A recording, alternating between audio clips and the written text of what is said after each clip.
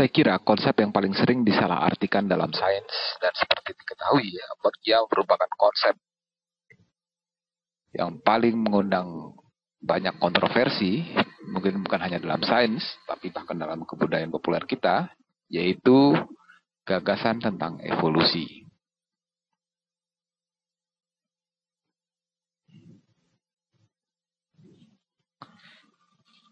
Setiap kali kita mendengar kata ini dalam konteks biologis, kita berimajinasi ada sesuatu yang berubah, berkembang. Maka ketika orang menggunakan kata evolusi dalam konteks sehari-hari, mereka menganggapnya sebagai gagasan tentang perubahan. Saya coba gambarkan, ada kera besar,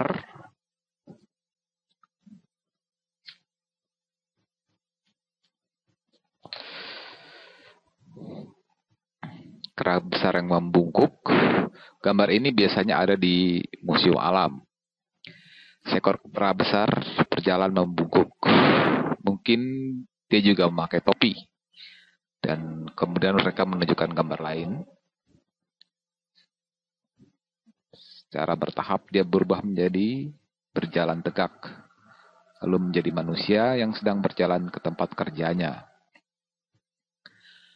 Dan ada pesan tersirat di sana bahwa berjalan tegak lebih baik daripada tidak berjalan tegak. Dan makhluk ini punya ekor.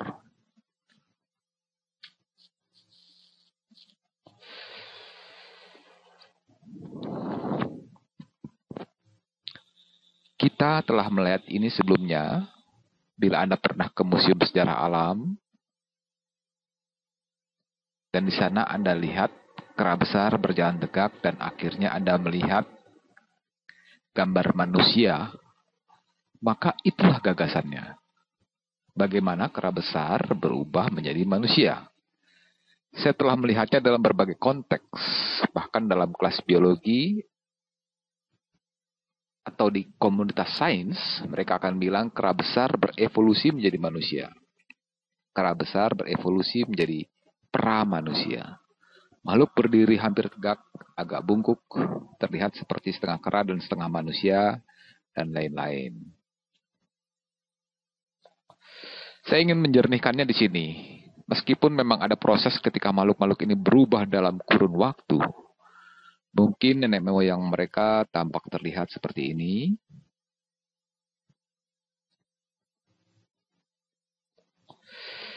Tidak ada proses aktif yang bernama evolusi.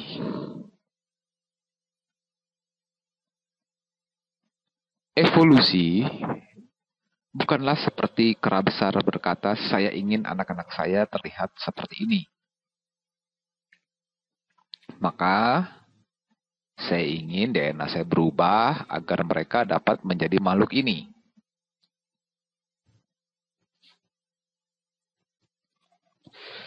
DNA itu tidak mengatakan, hey, berjalan tegak adalah lebih baik daripada berjalan bungkuk seperti kera. Dengan pemahaman itu, saya akan membuat perubahan seketika terhadap makhluk ini. Ini bukanlah evolusi.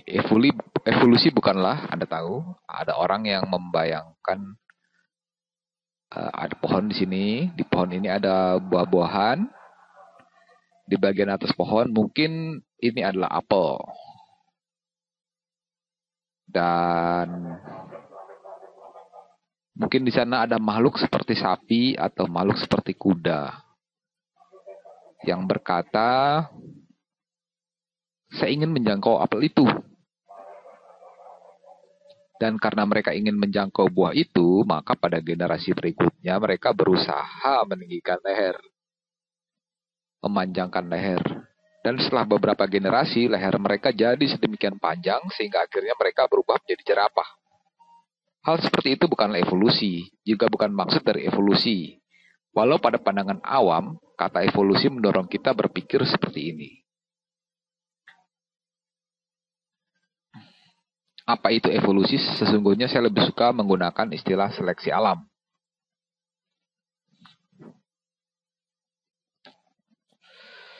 Seleksi alam. Secara harafiah, seleksi alam ada dalam setiap populasi makhluk hidup akan dijumpai pada populasi makhluk hidup akan dijumpai sejumlah variasi. Inilah kata pentingnya. Variasi berarti adanya perubahan. Jika Anda melihat anak-anak di sekolah, Anda akan melihat variasi. Ada anak yang tinggi, ada yang pendek, ada yang berambut pirang, ada yang berambut hitam, dan sebagainya. Selalu ada variasi. Dan yang terjadi pada seleksi alam adalah kadang-kadang faktor lingkungan akan memilih variasi tertentu. Beberapa variasi tidak akan bertahan. Tapi ada variasi yang berhasil. Satu contoh yang terdapat dalam semua buku biologi dan sangat menarik, yaitu mengenai ngengat bintik. Ngengat bintik banyak dijumpai di Inggris era pra-evolusi industri. Saya akan coba gambarkan.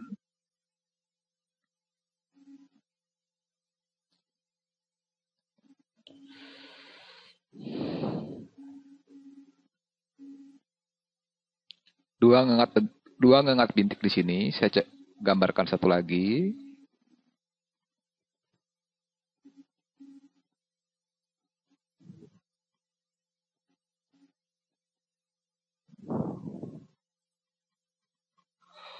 Beberapa ngengat mungkin punya lebih banyak bintik daripada yang lain.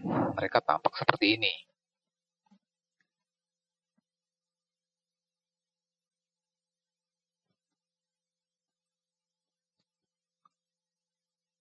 Beberapa tampak seperti ini. Ada pula yang berbintik hitam.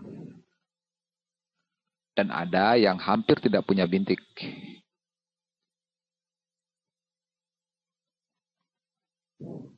Inilah variasi alam. Seperti Anda lihat pada populasi binatang akan dijumpai variasi warna. Mereka hidup tenang, mungkin selama ribuan tahun. Inilah variasi alam. Ini bukanlah ciri penting bagi ngengat-ngengat ini, tapi kemudian tiba-tiba saja terjadi revolusi industri di Inggris. Pabrik-pabrik yang dijalankan dengan mesin uap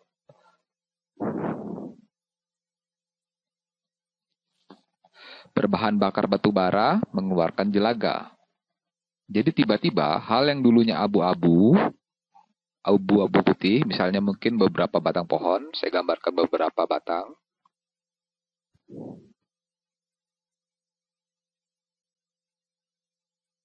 Mungkin beberapa batang pohon pernah terlihat seperti ini, dan ngengat bintik akan merasa aman hinggap di sana. Mungkin ada batang yang menjadi sangat gelap. Semua tertutup lapisan jelaga dari batu bara yang dibakar. Dan dalam waktu singkat, semua pohon terlihat seperti ini. Warna batang menjadi hitam atau sangat gelap ketimbang sebelumnya. Sekarang tiba-tiba saja terjadi perubahan besar pada lingkungan ngengat. Dan Anda harus berpikir, apa yang akan dipilih untuk ngengat-ngengat ini? Satu hal yang dapat menimpa nasib ngengat-ngengat ini adalah burung. Dan kemampuan burung melihat ngengat. Jadi, tiba-tiba bila lingkungan menjadi jauh lebih gelap daripada sebelumnya, bisa ditebak apa yang akan terjadi. Burung akan melihat ngengat ini jauh lebih mudah daripada melihat ngengat ini. Karena ngengat di latar belakang hitam jauh lebih sulit terlihat. Bukan karena burung tidak mau memangsa ngengat ini. Burung akan menangkap mereka, tapi burung lebih sering memangsa ngengat berwarna terang. Sehingga Anda bisa bayangkan apa yang terjadi. Sebelum ngengat dapat bereproduksi, apa yang akan terjadi? Ngengat gelap ini akan bereproduksi lebih sering. Dan tiba-tiba Anda akan melihat banyak ngengat seperti ini. Ngengat ini tampak di mana-mana. Jadi apa yang terjadi di sini?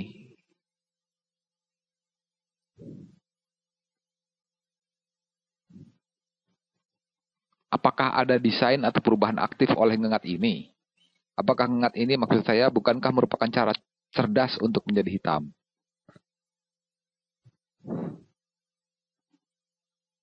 Lingkungan Anda menjadi hitam dan Anda menunggu dua generasi ngengat ini, dan sekarang tiba-tiba ngengat ini berwarna hitam.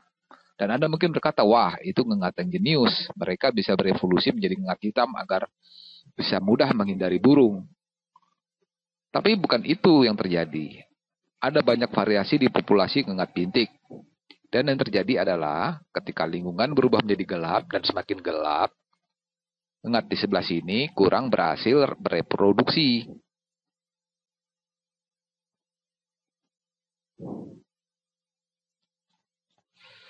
Sedangkan ngengat bintik gelap bereproduksi semakin banyak. Sedangkan ngengat bintik terang menjadi mangsa. Sebelum mereka dapat bereproduksi, akibatnya mereka tidak menghasilkan banyak keturunan, sementara ngengat bintik gelap menjadi dominan. Dan kemudian ngengat bintik lebih diasosiasikan sebagai ngengat hitam. Sekarang Anda mungkin berkata, oke Sal, ini hanya satu contoh. Saya butuh lebih banyak lagi contoh. Ini adalah seleksi alam. Seharusnya dapat diterapkan pada apa saja. Seharusnya dapat menjelaskan mengapa kita berevolusi dari bakteri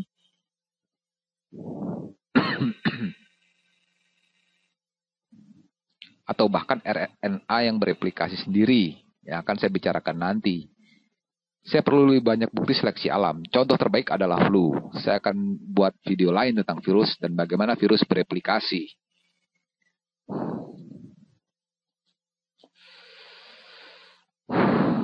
Virus sangat menakjubkan karena masih belum jelas apakah mereka makhluk hidup. Mereka hanyalah sebercak DNA dan kadang RNA yang akan kita ketahui merupakan informasi genetik.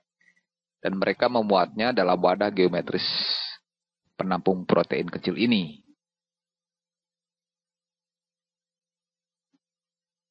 Hanya seperti itulah mereka. Virus bukanlah makhluk hidup yang aktif bergerak dan aktif bermetabolisme.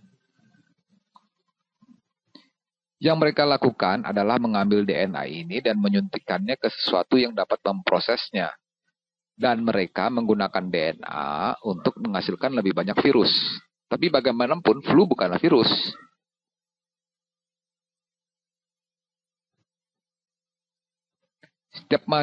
Setiap tahun muncul tipe virus tertentu dan mereka punya variasi.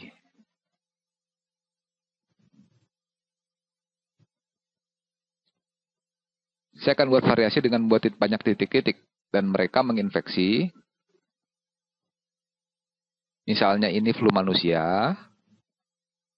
Mereka menginfeksi manusia dan pelan-pelan sistem kekebalan manusia mulai mengenali virus dan mampu menyerang. Sebelum virus menimbulkan kerusakan lebih parah. Jadi sekarang dapat dibayangkan apa yang terjadi bila ini adalah flu yang mau wabah saat ini. Mereka punya 2 titik kecil ini.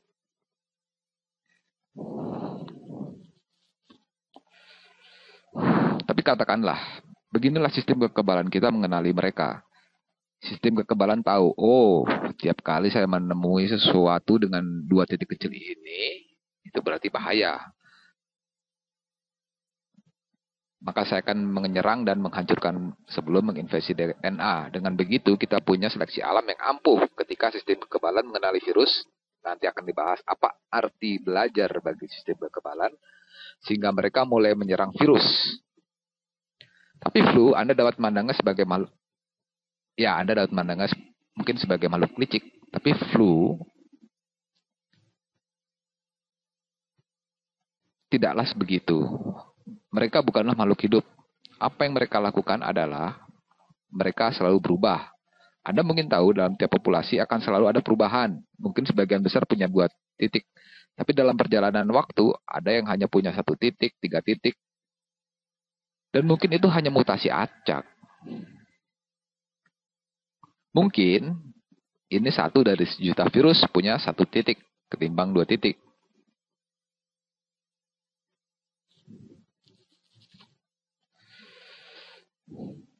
Tapi apa yang terjadi begitu sistem kekebalan tubuh terbiasa menyerang virus dengan 2 titik merah?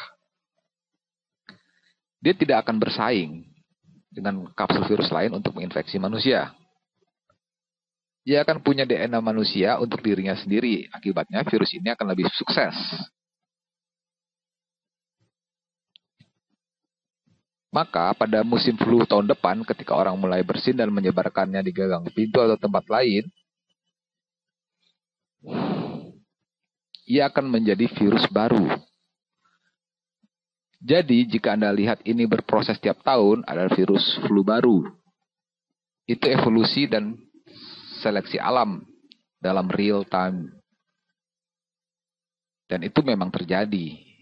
Evolusi dan seleksi alam bukan hanya terjadi dalam kurun ribuan tahun. Meskipun hampir semua hal penting yang kita lihat dalam kehidupan kita sehari-hari atau bahkan diri kita sendiri didasarkan pada hal-hal yang berlangsung selama ribuan tahun. Contoh lain adalah antibiotik dan bakteri. Bakteri adalah sel kecil ini yang bergerak, dan kita akan bahas nanti. Bakteri adalah makhluk hidup. Mereka bermetabolisme dan melakukan apa saja. Dan ini catatan yang baik. Ketika orang bicara tentang infeksi, itu dapat berupa infeksi virus yang disebabkan oleh virus yang masuk dan menginfeksi DNA Anda dan kemudian menggunakan mekanisme sel Anda untuk bereproduksi, atau bisa juga infeksi bakteri yang disebabkan sel-sel kecil ini di mana mereka melepas racun yang membuat Anda sakit dan lain-lain. Bakteri inilah yang dibunuh oleh antibiotik. Mereka menyerang bakteri.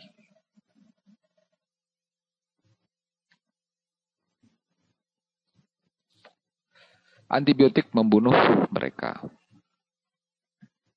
Bila Anda datang ke dokter dan Anda bilang, "Dokter, saya sakit, saya rasa terkena infeksi bakteri. Tolong berikan saya antibiotik." Dokter yang baik tidak akan memberi Anda antibiotik. Karena apa yang terjadi bila Anda sering mendapat antibiotik, boleh dibilang, Anda akan menciptakan versi atau istilah yang lebih tepat, sangat mungkin Anda akan membantu menyeleksi bakteri yang tahan terhadap antibiotik. Bagaimana itu bisa terjadi?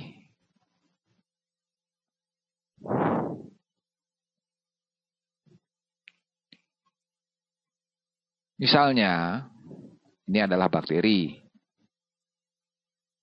Dan ada triliunan pada tubuh Anda.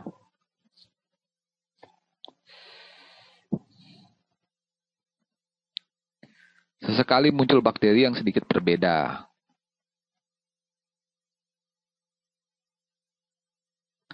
Sekarang dalam populasi bakteri, ini semua akan membuat Anda sakit. Dan ini hanya beda acak dalam bakteri. Mungkin terjadi sedikit perubahan pada DNA virus, tapi apapun yang terjadi, semua ini adalah bakteri. Kita tidak mau diserang oleh banyak bakteri. Sistem kekebalan bisa menyerang dan memerangi mereka, tapi bila jumlah mereka terlampau banyak, mereka bisa membunuh atau membuat kita sakit dan lain-lain.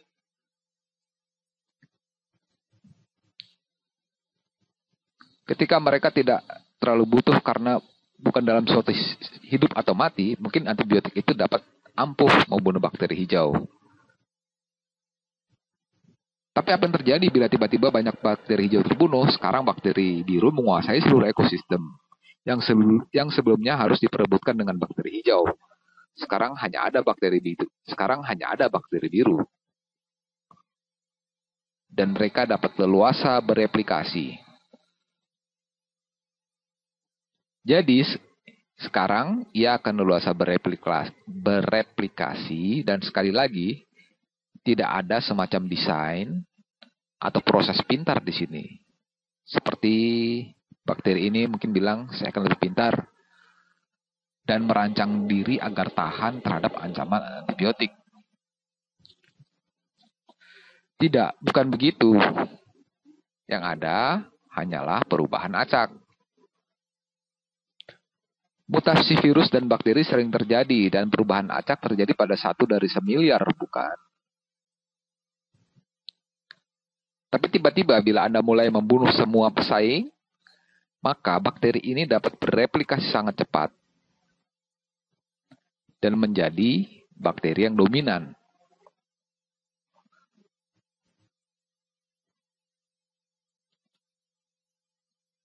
Antibiotik untuk menghancurkan bakteri hijau menjadi tidak berguna lagi. Dan Anda punya bakteri super ini. Mungkin Anda pernah dengar kata bakteri super. Inilah bakteri super itu. Mereka tidak merancang diri untuk jadi super. Mereka jadi super karena kita membunuh pesaing-pesaing mereka. Dan kita memungkinkan mereka mengambil alih. Sehingga kita tidak dapat membunuh mereka. Karena semua obat hanya ampuh untuk membunuh pesaingnya. Bakteri ini hanya bermutasi dan terus bermutasi. Dan bila kita gunakan antibiotik sedikit berlebihan, maka kita akan selalu menyeleksi bakteri yang tidak terpengaruh oleh antibiotik. Saya sudah cukup lama bicara, namun ini sungguh topik yang menarik. Dan saya ingin menjadikan ini sebagai video atau kuliah pertama tentang biologi.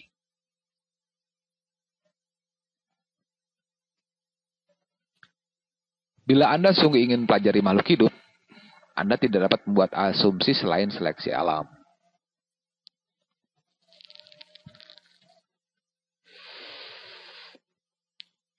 Kita bisa pergi ke planet lain, di mana makhluk tidak punya DNA, atau mungkin mereka punya semacam informasi turun-menurun yang tersimpan di sel-sel mereka, atau mereka bereplikasi dengan cara tertentu, atau bahkan mereka tidak berbasis pada karbon, mungkin mereka berbasis silikon. Dan bila kita pergi ke planet itu mempelajari biologi, semua yang kita tahu tentang biologi, virus, dan DNA akan sia-sia saja. Tapi bila kita paham tentang satu konsep ini, konsep tentang seleksi alam, bahwa lingkungan alam akan memilih dan tidak ada proses aktif di sini. Ini hanyalah sesuatu yang acak, dan alam memilih secara acak untuk perubahan acak. Dan selama kurun waktu lama, semua perubahan itu berakumulasi. Dan akumulasi itu menjadi sesuatu yang mencolok. Kita akan bahas lebih banyak pada video lain. Sampai jumpa.